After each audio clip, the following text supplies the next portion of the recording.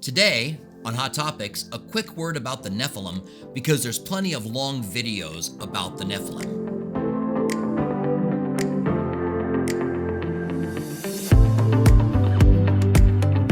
Hi, this is Robert Furrow. Welcome to Hot Topics. We're really glad that you found us. If you're new here, consider subscribing and ringing the bell so you can get all of our new content. The comment section is open below, and we would love to hear from you. In Genesis chapter 6, verses 1 through 4, we find this strange account of the sons of God seeing the daughters of men, that they are beautiful, and marrying them, making their homes with them, taking them as wives, and then producing as offspring the Nephilim, who are called mighty men. What is this all about? It's a strange account that's been the center of controversy over the years. There are two different main ideas as to what this could be. There are other interpretations, but these are the two main ones. One, that the sons of God are angels, fallen angels, who see the daughters of men that they're beautiful, and they make their homes with them, and they have children by them. And those children are the Nephilim. Now, that's a strange idea, I know, but there are a lot of strange things in the Bible. There are a lot of strange things in our world. Just because something is strange doesn't make it not true. The second is that the men of the ungodly line of Cain saw the daughters of the godly line of Seth, that they were beautiful, and took them as wives, and somehow these giants or these mighty men came from the union of those two. It is true that Cain went out and lived in cities, and we don't see them seeking God. But when you look at the lineage from Seth, that you see them seeking God. So it is possible that this is what Genesis chapter 4 was talking about. Now, we also get some help from different passages in the Bible. First of all, that these sons of God were angels. In Job 1:6 and in Job 2:1, sons of God are called angels.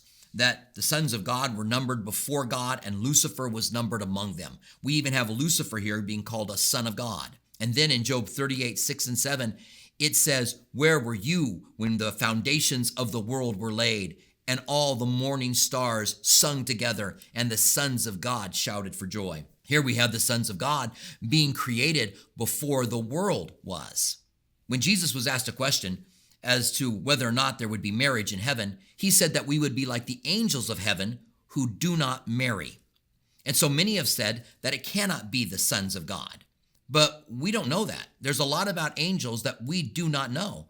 We know that we are able to marry now, but when we get up into heaven, we are not going to be married. We don't know enough about the angels to be able to be dogmatic about it. We know that in the Bible, angels take human form. We also know that demons can possess people. Were these sons of God angels who took human form and then took wives from the daughters of men? Were they demons that possessed men and then took wives of the sons of men and somehow produced this Nephilim as offspring? The other theory is that the sons of God were the ungodly line of Cain, looking at the godly line of Seth and the daughters that were born to them and taking them as wives and marrying them. And we see that there is two different lineages earlier in the book of Genesis, and that they are not intermarrying. So it is possible that this is what is being talked about, but there's a few things that bring up questions. Like, all of them were sinful. We do know that Seth was seeking God and Cain's descendants were not, but they all had the sin nature. And also, if that's the case, where do the Nephilim come from? Look at what the Bible has to say about the Nephilim. In Numbers 13:33, when the children of Israel were spying out the land of Canaan, they came with a bad report. And here's what they said. "There we saw giants, the son of Anak from the giants." Literally, it says Nephilim. There we saw the Nephilim. The descendants of Anak came from the giants. And we were like grasshoppers in our own sight, and so we were in their sight. So they're talking about the Nephilim, and the Nephilim being giants. So the controversy as to whether or not Nephilim were mighty men or they were giants seems to be answered when they call these giants in the land of Canaan Nephilim. And then in Ezekiel 32:27, speaking of these Nephilim again, it says that they were warriors. It says, "They do not lie with the mighty who are fallen," that word fallen is Nephilim, "of the uncircumcised, who have gone down to hell with their weapons of war. They have laid their weapons under their heads, but their iniquities will be on their bones, because of the terror of the mighty in the land of the living.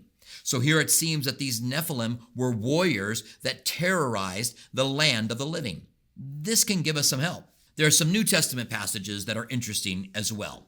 In Jude chapter 6, it says, "And the angels who did not keep their proper domain, but left their abode," remember, the sons of God make their homes with the daughters of men, "he has reserved in everlasting chains under darkness for the judgment of the great day."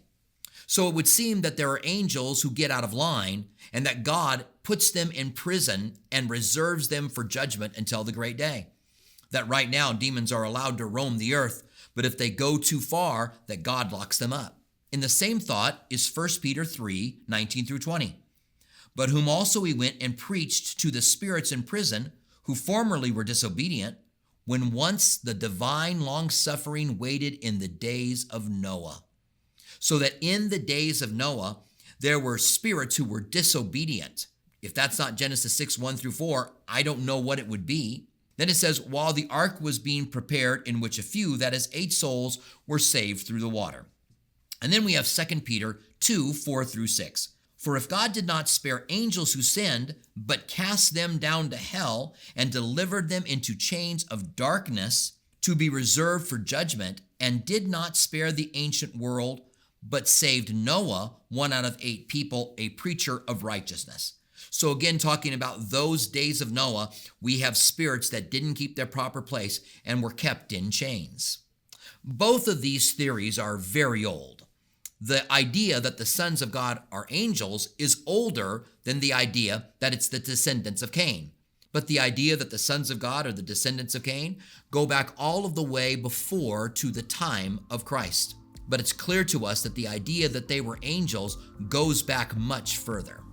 Now, I don't know which one of these is true. I don't know that anybody can be certain. I lean towards it being angels, as strange as that sounds. But I know this, that if angels do not keep their proper place, God is going to lock them up.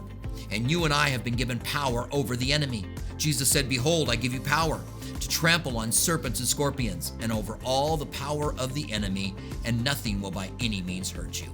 What a great promise for us. If you like this video, then click the like button below. God bless you. We'll see you the next time on Hot Topics.